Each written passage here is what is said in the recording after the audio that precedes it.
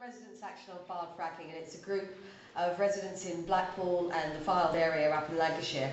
And we, as many of you may already know, have already had fracking back in 2011 when they caused the 2 earthquakes. I was part of Occupy as well because I'd reached a point in my life where I became an activist in 2011 and decided that I didn't like the effect of lobbyists on my government. But I didn't know anything about fracking at all. And when I got home from the protest, newly reinvigorated and a born new activist, I got home and found a brochure from Quadrilla on our doorstep. And because I write brochures for a living, or have done, I read it, and I was actually quite happy. I thought, it's natural gas, it's here in the UK, that's no import-export, it'll create jobs, what's not to love, you know? And then I read the brochure, and it told me to love it. And at no point did I find any certainty of safety. And I found nothing but wriggle room and maybes and should-bes. And so I was instantly fearful and thought, either this is the worst copywriter in the world or the best one. And I think actually it was one of the better ones because they've managed to conceal everything dangerous about this industry. So I started investigating and I found Residents Action on Filed Fracking, a small group of people in a hut on a park, about 6 people. They were terrified when I phoned and said, I've been to Occupy. They expected a hippie, not a grandma. So my sister and I turned up and then joined the group. And since then, we've distributed the research. So when you were asked me, would I come and answer the question, what is fracking? Apart from the fact that I really wish I didn't know the answer to that. Here it is in a nutshell. It'll be different depending on your geology, obviously. Like at Balcombe at the moment, they're experiencing a lot of drill head failures because it's limestone. Where we are, it's less of that because we're a different type of geology. Essentially what fracking is, that's a small part of a process for shale gas extraction. When you want to get shale gas out of the ground, you drill down and you drill horizontally. You then put in about, if we talk about 1 frac, which is easier to understand, it gives you a visual. 1 frac would require approximately 4 Olympic-sized swimming pools of water. It'll be infused with chemicals, admittedly a tiny percentage, but in 4 Olympic-sized swimming pools of water, that's still quite a lot of chemical that would have been transported raw on your roads. And that's then also got something called a proppant, which is like a sand in it.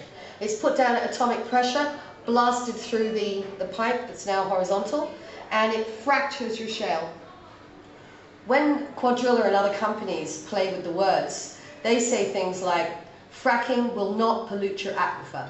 And you know, in our case, they're actually not lying on that. The fracking is the one part of the process. And where we are in Lancashire, it's the Bowland Shale. And if you imagine you've got agricultural land, Sherwood Aquifer, second most important aquifer in the country. But then we're very blessed. We have something called the Manchester Marl, which is a virtually impermeable stone slab that is not going to let anything come up. So when you drill down through that and into your shale and the fractures go up, the chances of them coming through your Manchester Marl straight away or in the next couple of decades are quite light. But what we are concerned about is that 1 in 6 wellheads will fail in the first year. So then you will have failures at the top that will leak into our agricultural land, down through our groundwater and straight into our aquifer. Our aquifer is relied on, you probably buy cabbages from us, and possibly your milk came from our dairy herds. You get 1 pollutant in any of that chain of agriculture, and then suddenly all our produce will not be purchasable. Also, obviously, it's Blackpool. It's a tourist town. They have plans for 1,000 wells. They have 100 well sites planned, and that's 1 every few fields. Each well site will have 10 wells on it. And that's if they go with the original plan. They're now looking at a thing called a super pad, which they've never tried anywhere else, so why not make the UK be that guinea pig? And a super well, which I won't go into because it hasn't been approved yet, but it is something to be aware of in the future, that they're not considering the safety of the communities around where we are, and they're willing to do these dangerous activities. So what are the risks? So anyway, so they send it down, they fracture, and then the gas begins to flow back up. You put down 2 Olympic-sized swimming pools of liquid, but you're not getting all that back. You'll get about half of that back. I'm rounding off.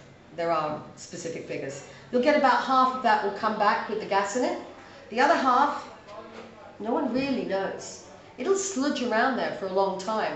And even though there's something called an EU Mining Waste Directive, which should govern what happens to all liquid waste from mining, no one's using that at the moment. It should be covered for 20 to 30 years for a 20 to 30 mile radius. I can't remember, there's a 20 and a 30 in one direction, I can't remember which one it is. but no one is talking about what's left behind, because it may take a long time for that to come back up, probably about 15 years. And then when Quadrilla's gone and they've abandoned the site, that's when all of that will be permeating the surface. And what it picks up when it's down underground at that depth in the shale is something called naturally occurring radioactive material. So it picks up these norms, and they sound so innocent, and they are perfectly okay down there. But they're not supposed to be up here where we live and breathe and where our air and water is. So you've got about 2 of the Olympic-sized pools coming back up that contain the gas and the norms and the chemicals that then have to be separated off, and then the gas is transported. How it's transported is really important, because you've also got a great deal of waste that accompanied that.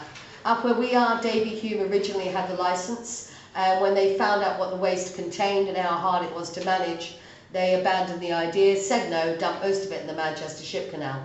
Now, although Quadrilla is ploughing ahead at breakneck speed, and we've got our next planning application 15th of October, they still haven't told us who's going to deal with the waste. As to what risks are involved, I think it's really obvious. All of the risk points in that process are just there. So like when we do a public meeting, we don't have to use a scare story. We just tell you the facts of what shale gas extraction is. And at every point there are so many risks. Our community is doing its best to organise. We find small, nimble groups that don't have to consult with each other is very useful. We come together for the big stuff, but essentially we break up geographically and everybody defends their little area as best they can.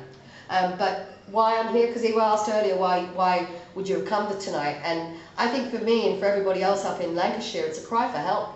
You know, this is not an easy battle. We've been battling for 2 years legally, objecting to planning and so on, and Balcombe has really set the example that this is now what we have to do in order to strive in a so-called democracy where we can't get heard and no one is listening, and we're at the very edge of fear. We just had another 5 small earthquakes. They're not fracking at the moment, but they're seismic testing for what they plan to do under the River Wyre, which is store gas in salt mines under the River Wyre. So with the seismic testing, and when they caused the original earthquake, they drilled for 6 months into a fault, and they pushed that slick water in there for 6 months. We will be experiencing the repercussions of that for decades, centuries to come. So, help.